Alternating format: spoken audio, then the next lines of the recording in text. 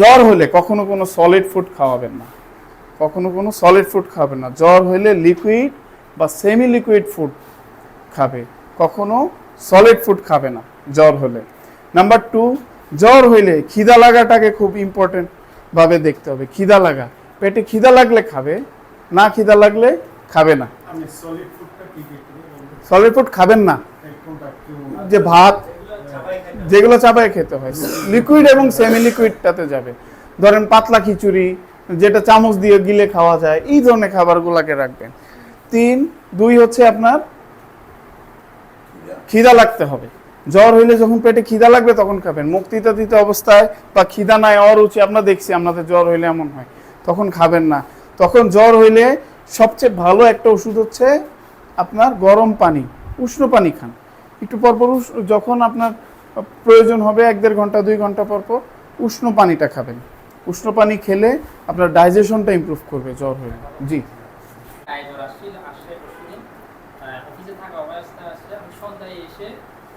দেখেন শুনে নেন, আপনি এখানে এসে বলেন, কারো উপকার হোক, সবার উপকার হোক। গত 2-3 দিন আগে গায়ে জ্বর আসছিল। তো আমার গায়ে জ্বর আসার পর আমি চিন্তা করলাম যে জ্বরটা আমি কোনো ওষুধের মাধ্যমে ঠিক করব না, এটা আমি নিজে মানে গরম পানি থেরাপির মাধ্যমে ঠিক করবো, এটা আমি শিখেছিলাম আর কি। তো এটা লাগতেছে। তো আমি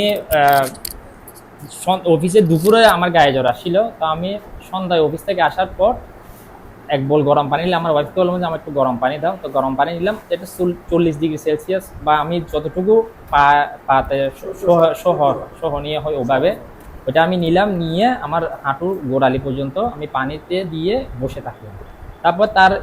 তারপর 1 গ্লাস গরম পানি নিলাম। একটু পরপর কিছুক্ষণ পরপর আমি 30 থেকে 40 মিনিট কিন্তু পা ভিজিয়ে রাখলাম গরম পানিতে, এবং ওই 30 থেকে 40 মিনিট পর্যন্ত আমি গরম পানি কিছুক্ষণ পরপর একটু একটু করে গরম পানি খাচ্ছি।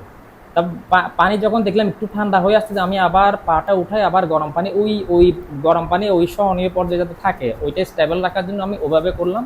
করার পরে 30-40 মিনিট হওয়ার পর দেখলাম আমার শরীরটা ভালো লাগতেছে। আমার গায়ে জ্বর আছে, যে শরীরটা খারাপ লাগে ওইটা আমার লাগতেছে না, কিন্তু একটু জ্বর একটু কম ছিল। এরপরে আবার রাতের 10টা-11টার দিকে আবার একটু আসতেছে আমার গায়ে জ্বর।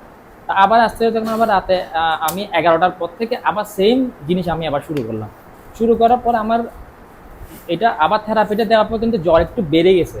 বেড়ে যাওয়ার পর কিন্তু আমি এটা দিয়ে কিন্তু আমার কিন্তু জ্বর বাড়ছে, কিন্তু আমার গায়ে কোনো রকমের সিমটমই আমার মনেই হচ্ছে না আমার গায়ে জ্বর। আমার ওয়াইফ আমার গায়ে হাত দিয়ে বলো তাপমাত্রা 102 বা 102-এর উপরে গায়ে জ্বর। তা আমি নর্মাল, আমার কোনো মনেই হচ্ছে না গায়ে জ্বর। আমার তারপরে মনে হচ্ছে আমার আরামসে ঘুম চলে আসছে। আর আমি ঘুমাই গেলাম। তারপর মাঝরাতে ও দেখলো, আমি তো জানি না, আমি তো ঘুম। তো মাঝরাত দেখলো যে আমার জ্বর ছিল না। সকালবেলা ঘুম থেকে ওঠার পর দেখলাম যে আমি ফুল সুস্থ, আমার গায়ে কোনো গরম নেই। তা আমার ওয়াইফকে বললাম যে রাতে গিয়ে আমার জ্বর আসছিল, বোঝা রাতে আপনার 102-এর উপরে চলে গেছিল। মাঝরাতের পর দেখলাম যে আপনার গায়ে জ্বর আস্তে আস্তে ঠিক হয়ে যাচ্ছে, সকালবেলা একদম ফুল ঠিক। একদম আমার এই গায়ে জ্বর আসার আগে কিন্তু আমার মানে গিরে ব্যথা এগুলো শুরু হচ্ছে। আমি তো ধরে রাখলাম যে মানে ডেঙ্গু বা চিকেনগুলো এই টাইপের। তা আমি এগুলো মাথায় আনি নাই, আমি এই ট্রিটমেন্টটা করছি। আল্লাহর রহমতে আমার কোনো কিছুই নাই, একদিনে পুরা মানে সন্ধ্যায় হচ্ছে সকালবেলা আমার রোগ ঠিক। ওকে ওকে, থ্যাংক ইউ। সবাই একটা তালি দেন। গলায় কোনো কিছু আটকে থাকলে এটা বের করে দেওয়ার চেষ্টা করে, বডি বের করে দেওয়ার চেষ্টা করে। তো এটা আমি এই জন্য লিখছি, এটা আসলে রোগ না, এটা হচ্ছে বডির ইন্টেলিজেন্স, বডি বের করে দিতে চায়। এখন কারো যদি ইন্টেলিজেন্স কমে যায়, তার কফটা জমে যাবে, ফুসফুসে বিভিন্ন প্রবলেম, হাঁপানি, শ্বাসকষ্টজনিত সমস্যা দেখা যাবে। তো এটা বলতে যাচ্ছি বডির ইন্টেলিজেন্স, এগুলো বডি অনেক দ্রুত করতে চায়। তারপরে বমি, হ্যাঁ, ওষুধ খেলে সিগন্যাল বন্ধ হয়, কাজ বন্ধ হয়, কফ বাড়তে থাকে। বুঝতে পারছেন? তো বডির সিগন্যালগুলো বুঝতে হবে, সঠিক উপায়ে জানতে হবে। যখনই আপনারা অসুস্থ হবেন, সবার আগে উষ্ণ পানির ব্যবস্থাটা করবেন। একটু আগে যাও তো, আমি কিছু, যদি এটা এই স্লাইডটা, হ্যাঁ আরো আগে যাও। একটা জিনিস আমি শিখাইয়া যাচ্ছি, সারা জীবন আপনাদের কাজে লাগবে। দেখেন, আরো আগে যাও। এই দেখেন, জ্বর হইলে বা অসুস্থ হইলে কি কি খাবারগুলা খাবেন না এখানে দেওয়া আছে। সবার আগে যে কোনো ধরনের অসুস্থ হন, সবার আগে যে খাবারগুলা খাবেন না, এটা হলো যে খাবারগুলো হজমে সময় বেশি লাগে, সেই খাবারগুলো আপনারা অ্যাভয়েড করবেন। হ্যাঁ, যে খাবার হজমে বেশি লাগে, যে খাবার পিছলা জাতীয় পদার্থ, তারপরে হচ্ছে খাবার দুধ, অসুস্থ হলে দুধটা বন্ধ রাখবেন। সরাসরি তেলে ভাজা খাবার, শুটকি, আমরা জ্বর এলে অসুস্থ হলে আগে শুটকি খাই, একটু শুটকি দিয়ে খাই, ভাল লাগবো, বুঝতে পারছেন? এটা ভুল, এটা খাবেন না। সব সময় কি করবেন, খাবার কমায় দিবেন। অসুস্থ হইলে খাবার কমায় দিবেন। নাম্বার 2, অসুস্থ হইলে কখনো ঠান্ডা জল খাবেন না, ঠান্ডা কোনো খাবার খাবেন না। অসুস্থ হলে সবসময় উষ্ণ খাবার, উষ্ণ পানি, এবং চেষ্টা করবেন সলিড ফুড না খেয়ে সেমি লিকুইড ফুডটাকে রাখতে।